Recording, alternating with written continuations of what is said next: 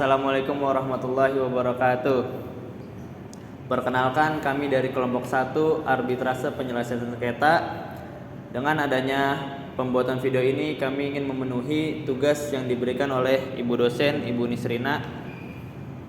Jadi, kami dari kelompok 1 akan mengangkat putusan Mahkamah Agung. Sebelumnya, saya ingin memperkenalkan anggota kelompok saya. Yang sebelah sini ada Zidni, ada Vivi, ada Zia, dan ada Irma. Jadi masalah yang kita angkat adalah sengketa perburuhan yang dialami oleh dua pihak, antara perusahaan Freeport dan karyawan yang bernama Demianus Yapugau. Selanjutnya latar belakang masalah lebih lanjut akan dijelaskan oleh teman saya, Saudari Zia.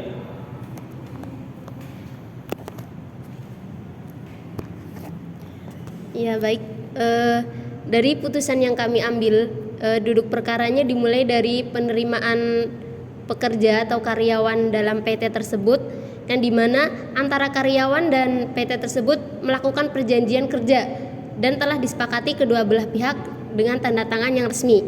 Kemudian suatu ketika pihak karyawan melakukan pelanggaran atau mangkir kerja, di mana di dalam satu perjanjian tersebut ada satu nomor di mana di situ dijelaskan bahwa dibolehkan untuk tidak masuk kerja tanpa alasan hanya sampai 5 hari.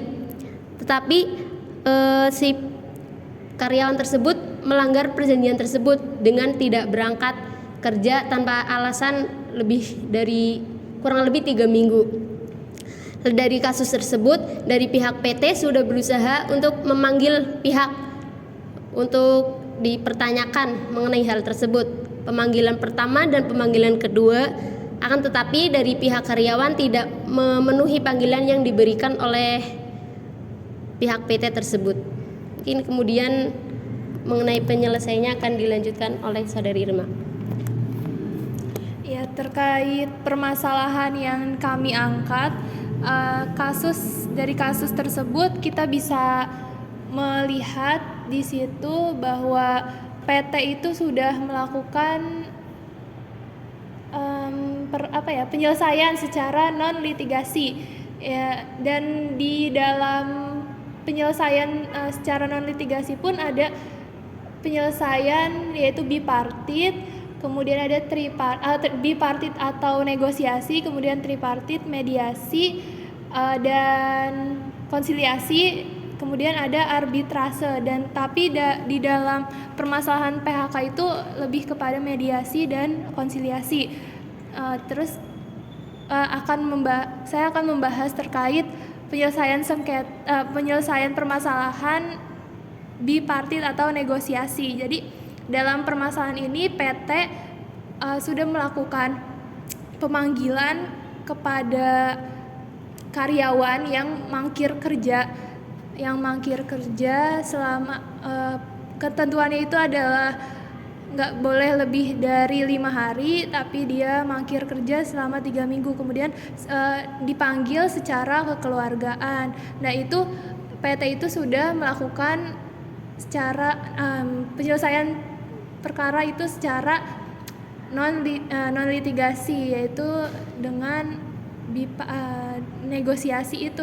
Jadi hanya dua belah pihak, tapi karena di sini si karyawannya tidak memenuhi panggilan tersebut, maka dilanjut ke mediasi. Nah, untuk penyelesaian secara mediasi itu akan dibahas oleh Fitri Nur Azizah. Baik, selanjutnya ada upaya penyelesaian sengketa secara mediasi. Jadi mediasi ini membutuhkan pihak ketiga, yaitu mediator. Mediator ini fungsinya hanya sebagai fasilitator untuk penyelesaian sengketa para pihaknya. Jadi mediator ini tidak memiliki wewenang untuk mengambil keputusan atas penyelesaian sengketa yang terjadi antara PT dan karyawan tersebut. Selanjutnya ada konsiliasi, itu tidak jauh beda dengan mediasi, cuman perbedaannya adalah kalau konsiliasi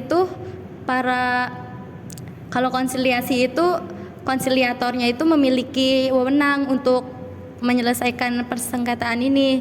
Jadi konsiliatornya itu harus dia akan memberikan 2 opsi atau beberapa opsi yang akan dipilih oleh para pihak bersengketa ini.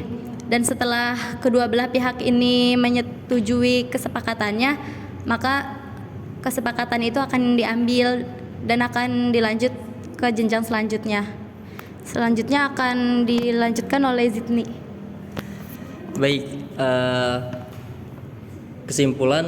kesimpulannya dari kelompok kami mengangkat masalah tersebut, yakni antara PT Freeport dan karyawannya.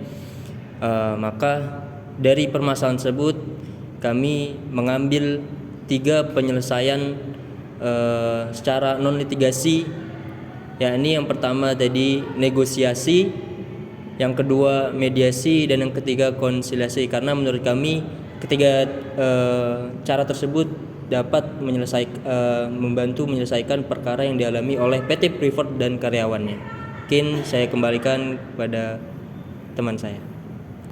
Baik, terima kasih. Jadi mungkin itu penjelasan dari kelompok 1, penyelesaian tentang PT Freeport dan karyawannya Demianus Yupagao gitu. Mungkin bisa dipahami, kurang lebihnya mohon maaf. Wassalamualaikum warahmatullahi wabarakatuh.